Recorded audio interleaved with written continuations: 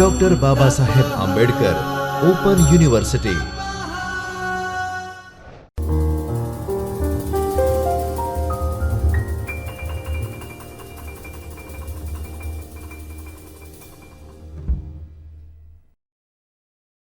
फिर से स्वागत करता हूँ school of humanities and social sciences के कोर्स बैचलर ऑफ आर्ट्स के दूसरे साल इतिहास के जो पेपर है भारतनो इतिहास ईस्वी सन 650 થી 1526 સુધી इस पेपर के जो एकम एक है यूनिट 1 इतिहास जानवाना साधनों उसके दूसरे भाग में मैं आपका स्वागत करता हूँ। इसके पिछले भाग में जो हमने बात की वो हमने पुरावस्तुकीय साधनों की बात की थी। इस भाग में हम साहित्यिक साधनों की बात करेंगे। साहित्यिक साधनों में अब जब 650 के बाद की हम बात करेंगे तो अब हमारे सामने बहुत अलग तरीके के साहित्यिक साधन सामने आते हैं जो इससे पहले के इतिहास के संदर्भ में नहीं आते हैं। जैसे इससे पहले का जो इतिहास के साहित्यिक साधन, इतिहास जानने के जो साहित्यिक साधन थे उसमें हम देखते हैं कि धार्मिक साहित्य है हमारे सामने। जो सबसे बड़ा था कि धार्मिक साहित्य में जो सनातन धर्म का साहित्य है, फिर जैन धर्म का साहित्य है, फिर बौद्ध धर्म का साहित्य है, ठीक है। तो इस तरीके के धार्मिक साहित्य के साधन हमारे सामने थे और वो बहुत प्रचुर मात्रा में थे। बहुत ज़्यादा हमारे सामने वो इस तरीके का लिटरेचर देखने को मिलता है। जो नॉन रिलीजियस लिटरेचर है जिसको हम गैर धार्मिक साहित्य कह सकते हैं, जिसमें हम अर्थशास्त्र ले सकते हैं, चाणक्य का, उसमें मुद्रा राक्षस ले सकते हैं, कालिदास की रचनाएं ले सकते हैं। ये साहित्य था लेकिन वो उतनी मात्रा में नहीं था जितना कि जैन, बौद्ध और हिंदू धर्म के साहित्य के का साहित्य हमारे सामने था। अब जिस युग की अब हम बात कर रहे हैं 650 से लेकर 1526 का जो टाइम पीरियड है, इस टाइम पीरियड का जो लिटरेचर है वो अब अलग तरीका का लिटरेचर है। जिस तरीके से पुरावस्तु की साधनों में हमने बात की कि इस काल को दो भागों में बांटते हैं, एक राजपूत काल और दूसरा सल्तनत काल। तो इसी तरीके से इसके जो साहित्यिक साधन है उसको भी हम इसी तरीके से देखेंगे कि राजपूत काल के साहित्यिक साधन पहले देखेंगे और फिर उसके बाद जो सल्तनत काल है उसके साहित्यिक साधनों की बात करेंगे। कुछ उदाहरण देखेंगे कि किस तरीके के लिटरेचर हमको, किस तरीके के जो साहित्य हमको देखने को मिलता है। लेकिन उससे पहले उसके नेचर पर हम चर्चा कर लें कि किस नेचर के, किस प्रकृति का साहित्य इस समय में हमको देखने को मिलता है जिससे हम इतिहास जान सकते हैं। सबसे बड़ी बात कि इस काल में अब हमको चरित काव्य जो है वो हमको अब मिलना शुरू होते हैं, जिसमें शासकों के बारे में, विशेषकर उनकी सिद्धियों के बारे में, उनकी उपलब्धियों के बारे में बहुत सारी जानकारियाँ हमको मिलती है। उनकी प्रशस्तियाँ जो है वो हमको देखने को मिलती है। हालांकि जिस तरीके से ऐहोल प्रशस्ति था, रवि कीर्तिजन ने लिखा है, या जिस तरीके से समुद्रगुप्त का प्रयाग प्रशस्ति था, वो प्रशस्तियाँ हैं, लेकिन अब वो जो है एक अलग फॉर्म में हमको देखने को मिलता है जो चरित काव्य में हम देखते हैं। इसके अलावा जो चरित काव्य के अलावा इस काल में हम कुछ ऐसे विवरणात्मक साहित्य भी देखते हैं जिसमें रासो काव्य बहुत इम्पोर्टेंट साहित्य है। जो रासो साहित्य जिसकी हम आगे चलकर थोड़ा उसकी कुछ उदाहरणों के साथ उसकी चर्चा करेंगे, बात करेंगे। इस काल में जिस साहित्य की रचना हुई उस साहित्य में खास तौर से राजनीतिक घटनाओं को बहुत महत्व दिया गया।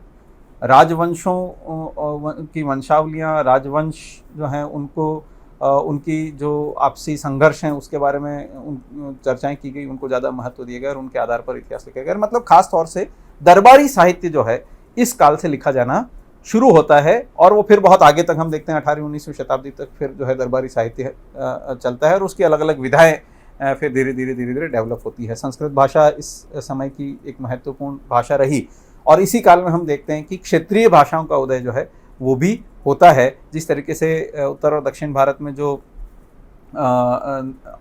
राज्य थे जिनको हम राजपूत राज्य कहते हैं, उन राज्यों के अपने क्षेत्रों में जो अलग अलग एरियाज थे उनमें लोकल लैंग्वेजेस जो हैं, क्षेत्रीय भाषाओं का डेवलपमेंट इस समय से धीरे धीरे देखने को मिलता है। मतलब ये मैं बात कर रहा हूँ 8वीं, 9वीं, 10वीं और 11वीं शताब्दी के इस दौर की बात कर रहा हूँ। जैसे जो उद्योतन सूरी का कुलयमाला है उसमें हम देखते हैं कि उसमें कई भाषाओं, 16 या 17 भाषाओं का उसमें कुछ नामोल्लेख आता है कि ये अलग अलग भाषाएँ इन इलाकों में चलती है। तो इस तरीके से इस समय में जो साहित्य है उसका चरित्र बदला।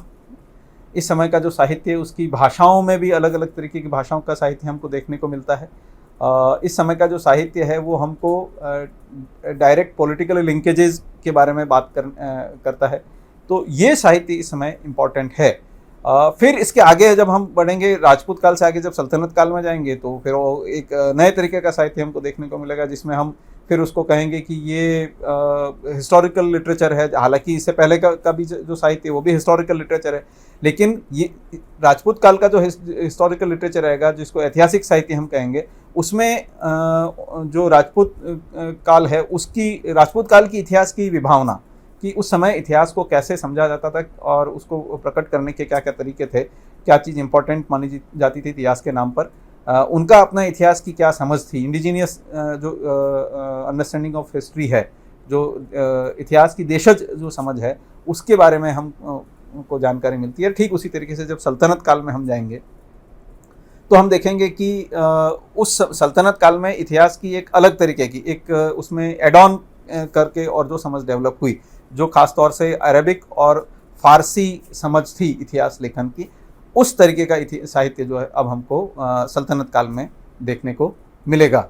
और सल्तनत काल में क्योंकि भाषा बदल जाएगी, मतलब ऐसा नहीं है कि इस काल में जो भी साहित्य की रचना हुई वो सारा फारसी या अरबी भाषा में ही हुआ, लेकिन हम देखते हैं कि एक नई भाषा में, एक जो विदेशी भाषा है उसमें अब बहुत सारा साहित्य हमको देखने को मिलता है।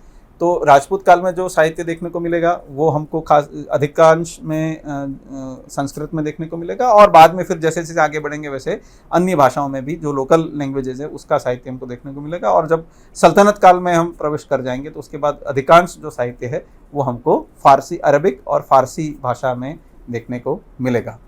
क्षेत्रीय भाषाओं का साहित्य भी इस काल में बहुत महत्वपूर्ण रहा, और चाहे वो राजस्थान हो, चाहे गुजरात हो, चाहे वो आसाम हो, चाहे महाराष्ट्र हो, चाहे दक्षिण भारत की भाषाएं हो, तो इन क्षेत्रों में अपनी अपनी भाषाएं वो डेवलप हुई, और इन भाषाओं में भी बहुत सारा साहित्य 1526 खास तौर से जो सल्तनत काल है उसमें लिखा गया। और इसमें एक बहुत बड़ा जो योगदान रहा वो रहा भक्ति और सूफी मूवमेंट की जो शुरुआत हुई, और जो भक्ति और सूफी आंदोलन भारत में डेवलप हुआ, उन संतों ने, भक्ति संत हों, भक्ति आंदोलन के या सूफी आंदोलन के जो संत हैं, उन्होंने अपनी लोकल भाषाओं में जो बातें कही, जो जिस साहित्य की रचना की, उन रचनाओं ने भी लोकल भाषाओं को, स्थानीय भाषाओं को बहुत समृद्ध बनाया। और हम इसी समय में देखते हैं कि जिस हिंदी में मैं बात कर रहा हूँ उसी हिंदी की शुरुआत भी जो है हम इसी सल्तनत काल के दौरान में देखते हैं, और फिर वो किस तरीके से पूरे भारत की एक लिंग्वा फ्रैंका, एक आम भाषा की तरह डेवलप हुई, वो बहुत बाद में हुई, लेकिन उसकी शुरुआत जो है वो हम सल्तनत काल में देखते हैं। तो इस बैकग्राउंड के बाद मैं अब कुछ उदाहरण जो है कुछ साहित्य का, कि किस तरीके का साहित्य हमको देखने को मिलता है, उसकी हम बात करेंगे। साहित्यिक सामग्री को दो भागों में बांटेंगे, एक भारतीय भाषा का साहित्य और एक दूसरा जो है वो विदेशी भाषा का साहित्य। भारतीय भाषाओं में खासतौर से संस्कृत और बाकी जो क्षेत्रीय भाषाएं, अन्य भाषाएं हैं जो इस समय में डेवलप हुई थी, उसके कुछ कुछ उदाहरण देखेंगे। सभी हम देख नहीं सकते, सभी को हम कवर नहीं कर सकते। और दूसरा जो है विदेशी भाषा का जो साहित्य है उसकी हम बात करेंगे, जिसमें खासतौर से अरबिक और पर्शियन, फारसी भाषा की हम बात करेंगे। कुछ उदाहरणों में हम देखते हैं गुर्जर प्रतिहार वंश के जो शासक हैं महेंद्रपाल प्रथम, उनके समकालीन थे, उनके राजकवि थे राजशेखर, और राजशेखर ने कुछ ग्रंथ लिखे, काव्य मीमांसा, कर्पूर मंजरी, विदुषाल भंजिका, ये उनके ग्रंथ थे, संस्कृत में लिखे हुए ग्रंथ हैं। और ये मतलब काव्य शास्त्र का ग्रंथ है। काव्य मीमांसा जो है वो, कर्पूर मंजरी जो है वो एक प्ले है, नाटक है। विदुषाल भंजिका ये भी एक नाटक है। ये राजशेखर ने लिखे हैं, और ये गुर्जर प्रतिहार के वंश के शासक महेंद्रपाल प्रथम का समकालीन था, उसका राजकवि था। और ये, हालांकि ये जो साहित्य है ये एक प्योर लिटरेचर है, वो नाटक लिख रहे हैं, लेकिन उसी नाटक में जब वो कोई चीज़ का वर्णन कर रहे हैं, जिस भी घटनाओं का वर्णन कर रहे हैं, जिस तरीके से वर्णन कर रहे हैं, उसमें हम उसकी समकालीन जो प्रवृत्तियां हैं उसके हम बहुत अच्छे से दर्शन कर सकते हैं। और इसीलिए राजशेखर के जो ग्रंथ हैं, जो साहित्य है, वो जो गुर्जर प्रतिहार वंश या उस समकालीन भारत के इतिहास जानने का एक बहुत महत्वपूर्ण साधन है। जयानक जिन्होंने पृथ्वीराज विजय नाम का एक महाकाव्य लिखा। ये जो जयानक थे ये कश्मीर के कवि थे, बेसिकली कश्मीर के कवि थे, और उन्होंने पृथ्वीराज जो है वो पृथ्वीराज चौहान, जिसके बारे में हम जानते हैं, जिन्होंने मोहम्मद गौरी के साथ जिन्होंने संघर्ष किया, तराइन का प्रथम और दूसरा युद्ध उन्होंने लड़ा। शाकंभरी के चौहान शासक थे पृथ्वीराज चौहान, और उनके बारे में उनका जो विवरण है वो पृथ्वीराज विजय में उन्होंने दिया है। संस्कृत भाषा में लिखा गया ग्रंथ है, और चौहान वंश की उत्पत्ति के संदर्भ में भी हमको जानकारी मिलती है, और पृथ्वीराज की जो चौहान है उनकी सिद्धियों के बारे में भी हमको बहुत सारी जानकारी इस जयानक के पृथ्वीराज विजय से मिलती है। एक और बहुत इम्पोर्टेंट जो कश्मीरी कवि हैं कल्हण, जिनके बारे में बहुत चर्चा होती है, और ये कहा भी जाता है कि कल्हण भारत के जो है वो पहले इतिहासकार थे, और उन्होंने जो ग्रंथ लिखा था वो था राजतरंगिणी। ऐसा माना जाता है कि राजतरंगिणी जो है वो भारतीय इतिहास का मतलब इतिहास भारत के तरीके से इतिहास लिखने का शायद वो पहला ग्रंथ था, और उसमें कश्मीर का लगभग 1000 साल का जो इतिहास है उसमें कल्हण ने संकलित किया है। राजतरंगिणी में कल्हण ने बहुत अन्य ग्रंथों के भी उद्धरण दिए हैं। ये इम्पॉर्टेंट है कि उस समय 12वीं शताब्दी में जब राजतरंगिणी लिखा जा रहा था, तब भी वो रेफरेंसेस जो है वो और दूसरे ग्रंथों के रेफरेंसेस लेकर, और क्योंकि 1000 साल पहले तो वो नहीं था, तो 1000 साल पुरानी अगर उसको कुछ बात लिखनी है या 500 साल पुरानी कुछ बात लिखनी है, तो वो सोर्स कहाँ से आया है उसके भी वो कतिपय उदाहरण वो देता है। और राजतरंगिणी जो है खास तौर से जो पूरा राजपूत युग था उसकी राजनीतिक स्थिति को या उसके महत्व को जानने का एक बहुत महत्वपूर्ण साधन हमारे सामने है। एक और कश्मीरी कवि हैं विल्हण, जिन्होंने कल्याणी के चालुक्य शासक विक्रमादित्य चौथा जो थे उनके जीवन चरित्र उन्होंने लिखा, विक्रमांक देव चरित, जिसकी मैंने आपसे चर्चा की थी कि अब चरित काव्य जो है वो लिखा जाना शुरू होता है। हालांकि ये शुरुआती चरित काव्य नहीं है, हम इससे पहले देखते हैं हर्षवर्धन के समय में बाणभट्ट ने हर्षचरित लिखा था। विक्रमांक देव चरित जो है विल्हण ने लिखा, और विल्हण ने ये विक्रमादित्य फोर्थ के बारे में जो उसकी सांस्कृतिक और राजकीय जो उपलब्धियां थी उसके बारे में उसका विवरण किया है। ये कश्मीरी कवि था, और वो दक्षिण में जाकर जो है वो लिख रहा है, इसकी भाषा जो है वो संस्कृत है। मालवा के परमार शासक सिंधुराज उनके राजकवि थे पद्मगुप्त परिमल, और उन्होंने नवसाहसांक चरित लिखा। नवसाहसांक चरित में सिंधुराज के संदर्भ में उसकी सिद्धियों का विवरण है, और हालांकि ये सिंधुराज की सिद्धियों का विवरण है, लेकिन उसके अलावा क्योंकि हम देखते हैं कि जब भी इस तरीके का कोई साहित्य लिखा जाता था तो उसमें संबंधित शासक के पूर्वजों का विवरण भी बहुत अच्छे से किया जाता था, ताकि ये बताया जा सके कि ये जो वंश है ये किस तरीके से शुरुआत से ही ये महान वंश रहा है। जो शासक हैं ये जो महान हैं वो इसलिए है क्योंकि ये इनके पूर्वज भी बहुत महान थे, तो पूर्वजों के विवरण भी इसमें मिलते हैं। इसलिए जो मालवा के परमार वंश की जो शुरुआत है वो कैसे हुई, उसके अन्य शासक से लेकर सिंधुराज तक जो शासकों के भी कतिपय विवरण उसमें है, और बाद में फिर सिंधुराज के सिद्धियों का या उपलब्धियों का विवरण उसमें हमको देखने को मिलता है। तो पद्मगुप्त परिमल जो हैं वो राजकवि थे और उनके समकालीन थे, इसलिए उन्होंने जो कुछ लिखा है, हालांकि ये नवसाहसांक चरित जो है वो एक प्रशस्ति की तरह है, लेकिन उसके बावजूद भी उसमें बहुत सारी घटनाएं हमको जानकारी जिनकी मिलती है वो ऐतिहासिक है। तो इतिहास के लिए एक बहुत महत्वपूर्ण समकालीन प्राथमिक स्रोत सामग्री के रूप में इसको हम देख सकते हैं। श्री हर्ष जो है वो गढ़वाल शासक विजय चंद्र और जयचंद्र के समकालीन थे, और उन्होंने जो है वो नैषधीय चरित नाम का एक ग्रंथ लिखा।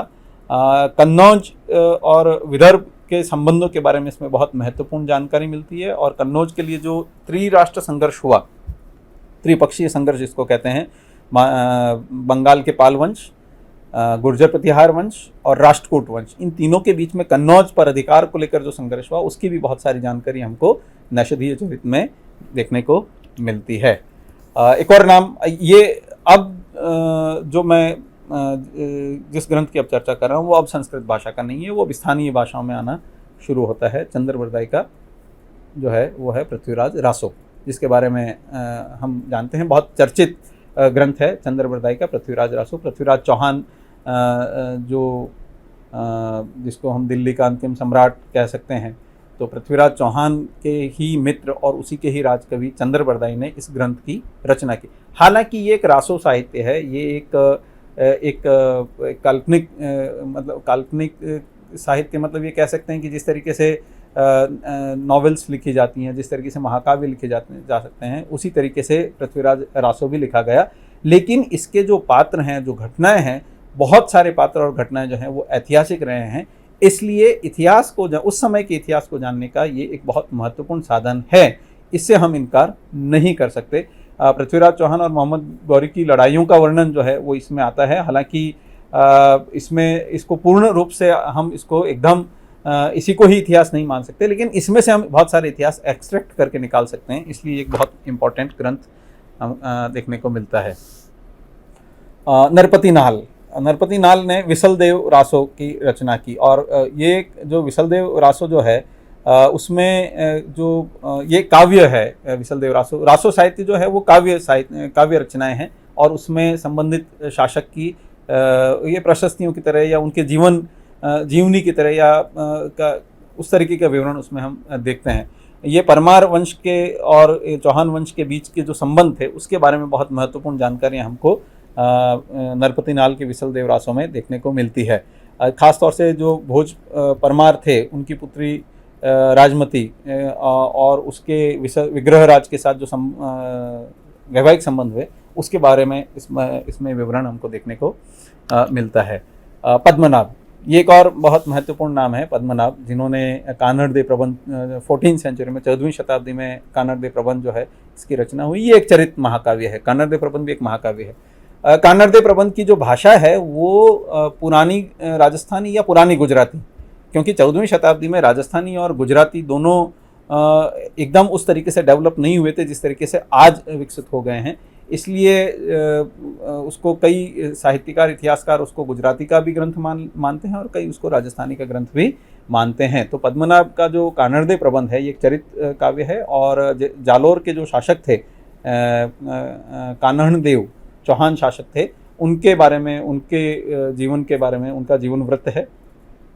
चौहान वंश की उत्पत्ति, उनकी अलग अलग शाखाएं, उसके बारे में जानने के लिए बहुत इंपॉर्टेंट ग्रंथ है। और ख़ास तौर से कान्हड़देव के खिलजी, सुल्तान अलाउद्दीन खिलजी के साथ जो संघर्ष हुआ उसकी गाथा इसमें विशेष रूप से इसमें संग्रहित है।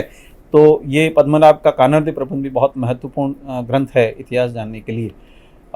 इसके बाद हम देखते हैं कि जगनिक, उन्होंने आलाखंड लिखा, एक बहुत महत्वपूर्ण ऐतिहासिक रचना है।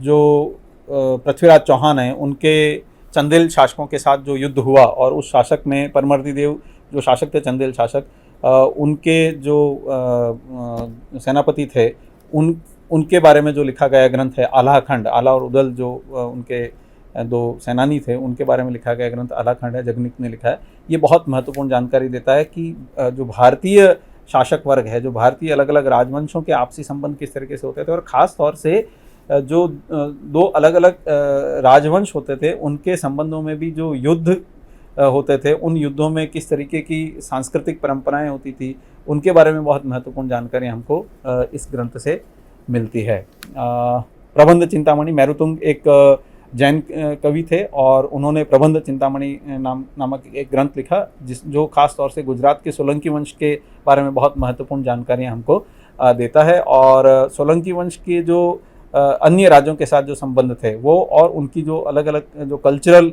जो सांस्कृतिक उपलब्धियां थी, उसके बारे में ये प्रबंध चिंतामणि एक महत्वपूर्ण ग्रंथ है हमारे सामने। परमार शासक जो भोज, वो खुद साहित्यकार थे, और उन्होंने बहुत सारे ग्रंथों की रचना की, जिसमें व्यवहार मंजरी, युक्ति कल्पत्रु, तत्व प्रकाश, श्रृंगार मंजरी, शालीहोत्र, सम्रांगण सूत्रधार, ये, और इसके अलावा भी कई सारे ग्रंथों की रचना की। सम्रांगण सूत्रधार जो है वो मूलतः वास्तुशास्त्र का और युद्ध के संबंध में बहुत सारी जानकारियां देता हुआ ग्रंथ है। किस तरीके से उस समय वास्तुशास्त्र जो, मतलब वो एक साइंटिफिक तरीके से आर्किटेक्चर के बारे में जानकारी देता है, साथ में जो युद्ध कलाओं के बारे में जानकारी देता है कि जो युद्ध होते हैं वो किस तरीके से होते हैं, किस तरीके से होने चाहिए, उसमें किन किन चीज़ों का ध्यान रखा जाना चाहिए, उनके बारे में बहुत सारा विवरण देता हुआ एक ग्रंथ सम्रांगण सूत्रधार है। इसी तरीके से जो अन्य ग्रंथ है, युक्ति कल्पत्रु, तत्व प्रकाश वगैरह, ये जो 10th 11th सेंचुरी के बारे में हमको बहुत सारी जानकारी उस समकालीन देते हैं। कल्चरल हिस्ट्री के लिए ये बहुत इम्पोर्टेंट ग्रंथ हैं जो भोज के द्वारा लिखे गए साहित्य हैं। मत्तविलास प्रहसन, इसके लेखक महेंद्र वर्मन प्रथम जो पल्लव शासक थे, इन्होंने मत्तविलास प्रहसन कर नामक एक ग्रंथ लिखा। और महेंद्र वर्मन प्रथम खुद एक साहित्यकार भी थे, संस्कृत में उन्होंने लिखा। और ये जो ग्रंथ है बेसिकली एक तांत्रिक के की कहानी है, उसका विवरण है जो व्यसनी है और वो किस तरीके से मतलब वो अपने जीवन में किस तरीके से आगे बढ़ता है। तो उस समय की जो मान्यताएं थी लोगों की, उस समय के जो रीति रिवाज थे, उस समय की जो सोच थी, उसको बताता हुआ कल्चरल हिस्ट्री को जानने के लिए मत्तविलास प्रहसन जो है बहुत इंपॉर्टेंट ग्रंथ है महेंद्र वर्मन प्रथम का। तो ये कुछ ग्रंथ हैं जो हम राजपूत काल से संबंधित, जो भारतीय भाषाओं के साहित्य के संदर्भ में हम इनको देख सकते हैं। इनके अलावा भी बहुत सारे अन्य ग्रंथ हैं जिनकी अभी हम चर्चा नहीं कर रहे हैं, जैसे जो क्षेत्रीय भाषाओं में लिखे गए जो ग्रंथ हैं, उनमें जो गुजरात में लिखे गए ग्रंथ हैं, राजस्थान में लिखे गए बहुत सारे ऐसे ग्रंथ हैं जिनकी अभी हम चर्चा नहीं कर रहे हैं। या जो सूफी और जो भक्ति आंदोलन के जो संत थे, उन्होंने बहुत सारी रचनाएँ उन्होंने की, उन रचनाओं का भी हम चर्चा नहीं करी। ये सिर्फ कुछ उदाहरण के हमने जो है वो राजपूत काल के इतिहास जानने के साहित्यिक साधन, कुछ उदाहरण देखें कि इस तरीके का साहित्य हमको देखने को मिलता है। अब हम आते हैं सल्तनत काल के इतिहास जानने के साधन, या ऐसा कह सकते हैं कि विदेशी भाषा साहित्य का साधन सामग्री, क्योंकि कानड़दे प्रबंध वगैरह, इनमें भी तो हम सल्तनत काल के इतिहास जानने का साधन देख ही रहे हैं। जो पृथ्वीराज रासो है या पृथ्वीराज महाकाव्य है, पृथ्वीराज विजय वाला जो ग्रंथ है, उनमें भी हम सल्तनत काल के इतिहास की जानकारी देखते हैं। तो अब कुछ विदेशी भाषा साहित्य में ख़ास तौर से जो अरबिक और फ़ारसी भाषा का लिटरेचर जो है वो, ताजुल मासिर जो है वो हसन निजामी ने लिखा, फ़ारसी भाषा में लिखा गया ग्रंथ है। और ख़ास तौर से 1205 ईस्वी सन में उसने इसको लिखना शुरू किया था। और इसमें जो उसने खास तौर पर जिन घटनाओं का विवरण किया है वो 1191 से लेकर 1217 तक की घटनाओं का इसने ताजुल मासिर में विवरण किया हसन निजामी ने। ऐसा कह सकते हैं कि सल्तनत काल का प्रथम ऐतिहासिक दस्तावेज है। हालांकि इससे पहले के जो ग्रंथ हैं वो भी बहुत ऐतिहासिक दस्तावेज हैं, जैसे उसमें हम कहेंगे कि तारीख़-ए यामिनी या चचनामा या शाहनामा या किताबुल हिंद, जो कि भारत में सल्तनत की स्थापना से पहले के ग्रंथ हैं। चचनामा तो हम देखते हैं कि ये जो अरबिक जब भारत में आक्रमण हुआ उस समय का ग्रंथ है। शाहनामा जो है वो हम देखते हैं कि फिरदौसी ने लिखा था और महमूद गजनवी का समकालीन था। अलबरूनी ने जो तहकीक-ए हिंद या तारीख़-ए हिंद या किताबुल हिंद इस नाम से हम जानते हैं, उसने जो लिखा वो भी महमूद गजनवी के समकालीन था। तारीख़-ए यामिनी जो है वो भी अरबिक आक्रमण से संबंधित जो जानकारी, ये सारे अरबी भाषा में लिखे गए ग्रंथ हैं और बाद में फिर इनका जो है फ़ारसी और अन्य भाषाओं में अनुवाद हुआ है।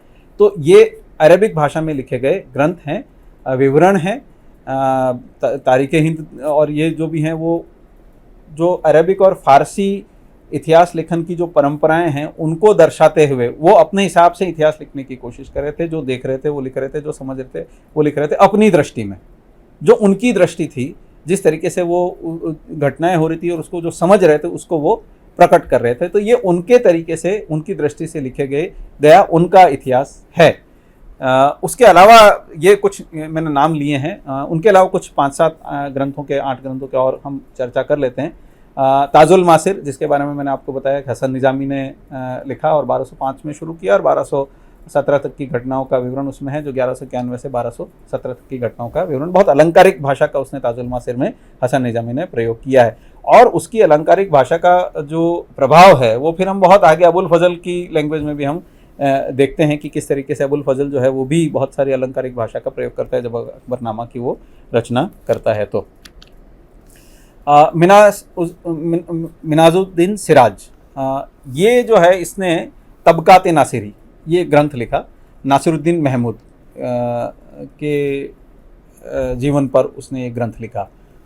सिराज ने ये ग्रंथ 1260 के आसपास लिखा और ये इल्तुतमिश के समय में दिल्ली का काजी हुआ करता था और बाद में फिर नासिरुद्दीन महमूद के समय में उसने ये ग्रंथ लिखा। ये दिल्ली के सुल्तानों का इतिहास है, ख़ास तौर से जो गुलाम वंश के जो सुल्तान हैं उनका इतिहास है, उनकी विजयों का वर्णन है, उनकी जो पारिवारिक गतिविधियां हैं उनका वर्णन है, उनके उस समय का जो जनजीवन था, किस तरीके से लोग रहते थे, उनके बीच की क्या अंडरस्टैंडिंग हुआ करती, उसका विवरण दिया है, कला और संस्कृति का विवरण दिया है तबकात नासिरी में। तो ये मिनाजुद्दीन सिराज ने जो तबकात नासिरी लिखा है, ये भी जो पर्शियन हिस्ट्री राइटिंग है, फारसी इतिहास लेखन परंपरा का एक ग्रंथ हम उसको मान सकते हैं। फुतूस सलातीन, फुतूस सलातीन जो है अब्दुल मलिक असामी के द्वारा लिखाया गया ग्रंथ है, और मोहम्मद बिन तुगलक के समय में जो विद्रोह हुए थे, जो अन्य राज्य जो थे जो डेवलप हुए थे, नए नए राज्यों का जिनका उदय हुआ था, तो वो जो राज्य हैं उन्होंने सम्राट के साथ विद्रोह करके राज्यों का जो डेवलपमेंट किया, उससे संबंधित ये ग्रंथ है। इस ग्रंथ का जो नाम है वो फुतूस सलातीन, मतलब सम्राटों की विजय। ये इसका नाम ही उस तरीके से उसने लिखा। जब उसने ये ग्रंथ लिखा फुतूस सलातीन, तो उसने इसकी बहुत सारी प्रतियां करवा के और जो नए राज्यों का उदय हुआ उन राज्यों को भेजा उसने इसके बारे में मंतव्य मतलब इकट्ठे करने के लिए। इसमें हम देखते हैं कि बहमनी साम्राज्य से संबंधित जो है वो विवरण भी इसमें हम देखते हैं कि जो सल्तनत के सुल्तान हैं उनके अलावा जो बहमनी राज्य का जो डेवलपमेंट हुआ, अन्य जो मुस्लिम राज्यों का डेवलपमेंट, उससे संबंधित बहुत सारी जानकारी हमको देखने को मिलती है। सल्तनत काल के एक और बहुत महत्वपूर्ण एक साहित्यकार हुए, इतिहासकार भी हम कह सकते हैं, उस समय के समकालीन इतिहासकार कह सकते हैं, वो हैं ज़ियाउद्दीन बरनी। इन्होंने एक ग्रंथ लिखा तारीख़ फ़िरोज़शाही। ये बहुत महत्वपूर्ण ग्रंथ है तारीख़ फ़िरोज़शाही, और फ़िरोज़ शाह तुगलक का बायोग्राफी है। 1265 से 1357 के बीच जो दिल्ली के सुल्तान थे उनका विवरण तारीख़ फ़िरोज़शाही में दिया, और ख़ासतौर से फ़िरोज़ शाह तुगलक के बारे में को केंद्रित करते हुए लिखा है। हालांकि जो दिल्ली का इतिहास लिखा है, सुल्तानों का इतिहास, वो 1265 से 1357 तक का पूरा इतिहास उसने लिखा है। फ़िरोज़ शाह के समय में जो युद्ध हुए या उससे पहले के युद्धों के बारे में, शासन व्यवस्था, वहाँ की जो पूरा एडमिनिस्ट्रेशन है उसकी उन्होंने पूरी बात की है। बहुत सारी जानकारी हमको मिलती है, ख़ास तौर से फ़िरोज़ शाह तुगलक के समय की जानकारी, कि जिसमें फ़िरोज़ शाह तुगलक के समय के जो धार्मिक कार्य हैं, उसके समय की जो बिगड़ती हुई शासन व्यवस्था है, उसकी भी कुछ हमको जानकारी मिलती है। मोहम्मद बिन तुगलक के समय की बहुत सारी हमको इसमें जानकारी मिलती है। तो ज़ियाउद्दीन बरनी जो है एक बहुत महत्वपूर्ण इतिहासकार या साहित्यकार हम कह सकते हैं, सल्तनत काल के हैं, जिनकी रचनाएं जो है वो इतिहास जानने का बहुत महत्वपूर्ण साहित्यिक साधन है। फुतूहात फ़िरोज़शाही, फ़िरोज़ शाह तुगलक ने खुद ने अपना बायोग्राफी लिखा। फ़िरोज़ शाह तुगलक ने वो फुतूहात फ़िरोज़शाही। मुग़ल काल में हम देखते हैं कि जहांगीर ने भी अपना बायोग्राफी लिखा, या उससे पहले बाबर ने भी अपना बायोग्राफी लिखा, लेकिन उससे पहले, बाबर और जहांगीर से पहले ही सल्तनत काल में हम देखते हैं कि शासक ने खुद ने अपना बायोग्राफी लिखा हो, तो फुतूहात फ़िरोज़शाही ये सल्तनत काल की पहली किसी शासक के द्वारा लिखी गई आत्मकथात्मक कृति है जो फारसी में लिखी गई है। हालांकि इसमें मतलब इसका जो अर्थ है वो है फ़िरोज़ शाह की विजयें, फ़िरोज़ शाह के द्वारा जो विजय की गई है वो इसका मतलब है कि फ़िरोज़ शाह की विजय।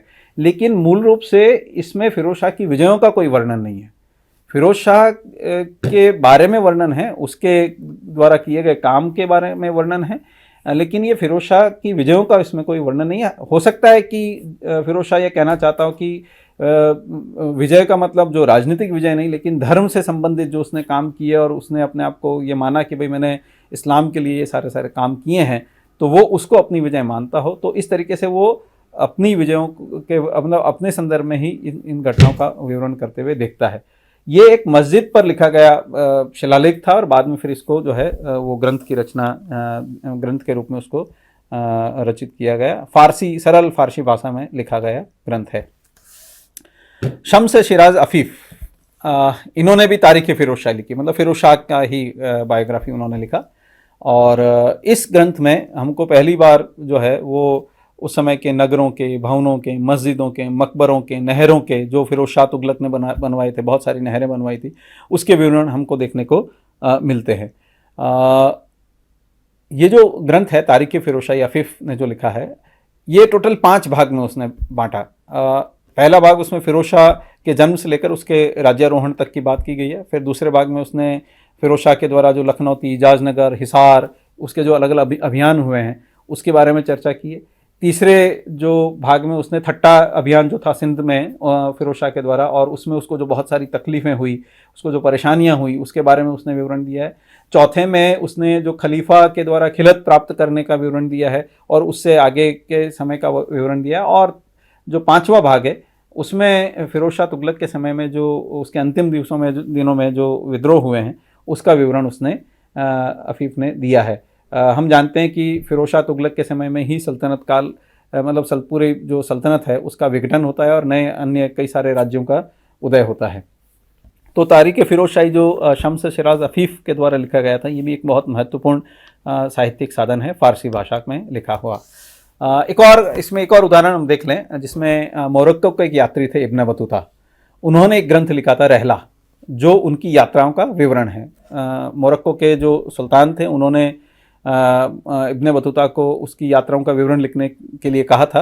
1325 से लेकर 1353 तक जो है उसने यात्राएं की। लगभग 28 साल जो है इब्न बतूता ने अलग अलग जगह की यात्रा की। ऐसा एक अनुमान लगाया जाता है कि 77,640 माइल की यात्रा जो है उसने टोटल इस समय 28 साल में की, जिसमें उन 77,640 में 14,318 माइल जो है वो भारत की, उस समय के भारत की यात्रा थी। सिकंदरिया, काहिरा, दमिश्क, मक्का, मदीना, बगदाद, मिस्र, हेरात, दिल्ली, आसाम, बंगाल, दक्षिण भारत, श्रीलंका, इन बहुत सारे इलाकों की जो है क्षेत्र की उसने यात्राएं की, अलग अलग देशों की यात्राएं की। और उसके बाद उसने ये जो ग्रंथ लिखा रहला, उसमें खास कर तौर पर जब वो भारत में उस समय था और वो मोहम्मद बिन तुगलक के समय में भारत में आया था और उसके दरबार में भी रहा काफ़ी समय तक, तो उससे महत्वपूर्ण जो जानकारियाँ हमको रहला में देखने को मिलती है। तो ये बहुत महत्वपूर्ण इतिहास का ग्रंथ जो है रहला। ये मैं एक उदाहरण दे रहा हूँ, ऐसे और भी बहुत सारे ग्रंथ हैं। याह्या बिन अहमद अब्दुल्ला सरहिंदी, इसने तारीख़ मुबारक शाही लिखा। मुबारक शाह जो है सैयद वंश के शासक थे और 1380 से लेकर और 1434 के दौरान जो दिल्ली सल्तनत का इतिहास है उसके इतिहास जानने के लिए तारीख़ मुबारक शाही बहुत इम्पोर्टेंट ग्रंथ है। हालांकि इसने मोहम्मद गौरी के आक्रमण से लेकर मुबारक शाह सैयद तक का विवरण दिया है, 1434 ईस्वी सन तक का विवरण दिया है, लेकिन फिर भी फिरोज शाह तुगलक की मृत्यु के बाद से लेकर और मुबारक शाह की मृत्यु तक के इतिहास जो है उसको जानने के लिए तारीख़ मुबारक शाही बहुत इम्पोर्टेंट ग्रंथ है। इनके अलावा अगर हम देखें तो जो नाम हम नहीं ले पाए हैं, जैसे आमिर खुसरो के ग्रंथ जो बहुत महत्वपूर्ण ग्रंथ हैं। आमिर खुसरो आप समझिए कि वो बलबन के समय शुरू होते हैं और बलबन के समय से लेकर और मोहम्मद बिन तुगलक तक के समय तक का समय उन्होंने देखा और उसके बारे में उन्होंने जो भी अपने ग्रंथ लिखे, उनके जो साहित्य था, उस जो भी रचनाएं उनकी थी, उसमें उन्होंने इन शासकों के संदर्भ में, इन शासकों के समय के काल के बारे में बहुत सारी जानकारियाँ हमको दी है। जैसे किरानुस सादेन उनका एक बहुत इंपॉर्टेंट ग्रंथ है। फिर मिफ्ताहुल फुतह उनका बहुत इंपॉर्टेंट ग्रंथ है जो जलालुद्दीन फिरोज शाह खिलजी के बारे में विवरण देता है। फिर खजाइनुल फुतुल जो है बहुत इंपॉर्टेंट ग्रंथ है जो अलाउद्दीन खिलजी की विजयों के बारे में विवरण देता है। फिर आशिका उनका एक बहुत महत्वपूर्ण ग्रंथ है जो खिजरका और देवल देवी के बारे में विवरण देता है। नूसी पेहर उनका एक बहुत महत्वपूर्ण ग्रंथ है। इस तरीके से आमिर खुसरो जो है बहुत महत्वपूर्ण एक साहित्यकार थे और इतिहासकार भी कह सकते हैं उनको, कि वो उस समय की बहुत सारी जानकारी हमको देते हैं। तो इस तरीके से राजपूत युग और सल्तनत युग, इनके इतिहास जानने के जो साहित्यिक साधन हैं वो अब इस तरीके से हमको देखने को मिलते हैं कि उसमें कई ग्रंथ हमको सीधे लगेंगे ये सीधा इतिहास लिख रहे हैं तो उनका पुनर्लेखन करने की क्या आवश्यकता है, लेकिन एक्चुअल में तो इतिहास की पुनर्लेखन करने की हर समय आवश्यकता होती है। वो जो लिख रहे थे वो उस समय की अपनी इतिहास की समझ के हिसाब से लिख रहे थे। आज हमको जो लिखना है वो आज के इतिहास की समझ के हिसाब से हमको लिखना है। तो ये जो पूरी बात हमने की पुरावस्तु की और साहित्यिक साधनों की, यहाँ हम पूरा करते हैं। आपका बहुत बहुत धन्यवाद।